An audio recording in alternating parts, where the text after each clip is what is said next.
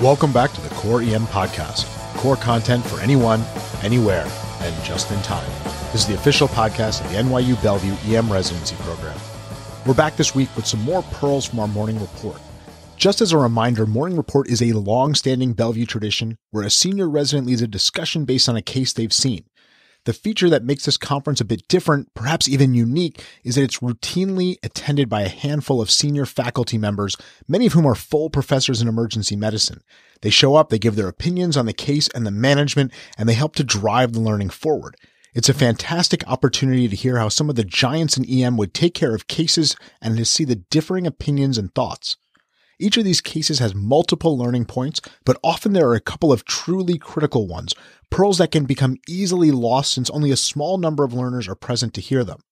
The goal of this podcast series is to keep track of some of these pearls and disperse them throughout the EM community so that we can all learn from these amazing clinicians. This week we've got a couple of pearls to share, and if you like this format, let us know and we'll keep it coming on a monthly basis. A number of the pearls this week focused on patients presenting with non-specific viral syndromes who end up having something a bit more complicated. First up was a case of babesiosis. The big tips coming out of this conference were number one, to use DEET when you're doing anything outdoors like hiking or camping or whatever you're into. Apply DEET because the toxicity of this drug is virtually non-existent and it's effective in keeping ticks off of you. Number two, doxycycline is safe in kids. Don't avoid it when it's the best drug. The CDC has a nice review of the literature demonstrating this and advocates strongly for its use in appropriate situations. If you think the kid has Rocky Mountain spotted fever, give him doxy. And finally, in patients you suspect of having a tick-borne illness like Lyme disease, consider testing for the other tick-borne diseases as co-infection is common. This is particularly important in terms of babesiosis since doxycycline won't be the treatment option as it is for most of the other tick-borne diseases. Our next couple tips come from a patient presenting again with a viral syndrome of fever, malaise, and myalgias. Mike Shamoon, one of our PGY4s who ran the discussion, reminded us that we should, 1, consider acute HIV infection in patients who present with an unexplained viral syndrome, and that testing may be indicated in patients who you think are at a significant risk. And number 2, when considering the diagnosis of acute HIV, we have to remember that the test that we commonly use in the ED, which is an RNA-based test, may be negative on the first presentation, depending on how far out the patient is from the exposure. If the patient's risk is high, we should arrange follow-up and repeat testing. Following with the theme, our next set of pearls comes from, well, you guessed it, a patient with viral symptoms. In this case, we discussed how carbon monoxide poisoning can often present with a viral-like illness. Julia Paris, another one of our senior residents, reminded us to always suspect carbon monoxide in patients with a viral-like illness, particularly in the winter months or when whole families present together.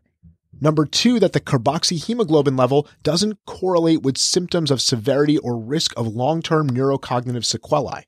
And number 3, when you have a case of carbon monoxide, always call your local poison control center because they can help guide your management, decide whether transfer to a hyperbaric oxygen treatment center is going to be necessary, and often that is going to be regardless of the carboxyhemoglobin level. You can always call 1-800-222-1222 to get your local poison control center. Now, we discussed carbon monoxide poisoning back on podcast 96 in more depth, and we'll drop a link to that in the show notes. Finally, we strayed from this theme of viral syndrome presentations to do a little bit of a discussion of myasthenia gravis, and this was led by Xandra Ortega, one of our chief residents. 2 big pearls in this one. If you're going to RSI a patient with myasthenia, consider using a half dose of rocuronium. Succinylcholine has long been thought to be contraindicated in these patients as it can theoretically lead to prolonged paralysis. Since ROC is a non-depolarizing neuromuscular blocker, it's thought to not have the same issues, but a half dose is going to be sufficient. And then number 2, check the list of medications that could lead to myasthenia gravis exacerbations before you order an additional med for these patients. The Sinai EM group did a deep dive into the RSI medications and does a little bit of work dispelling this myth that succinylcholine can't be used. We'll drop a link to that in the show notes. Well, there it is, our second set of morning report pearls. Let's go over the critical ones one more time. Nonspecific viral syndromes are usually just that, a viral syndrome, but be cautious as a number of more serious ailments can present similarly. This includes tick-borne illnesses, acute HIV, and carbon monoxide. Doxycycline is safe in kids. The dental staining seen with tetracycline is specific to that drug, not to the class. So don't avoid doxycycline when it is the best drug to treat that kid in front of you. And finally, lots of medications can lead to a myasthenia gravis exacerbation. Carefully review meds before prescribing for interactions. Well, that's all for the Core EM podcast this week. Come on over and check out the site at coreem.net. We've got a ton of great core content emergency medicine. We'll have a core post up on Wednesday and a journal update up on Thursday. Don't forget to check out our Facebook page, follow us on Google+, and on Twitter where our handle is @core_EM. Thanks, and see you all next week.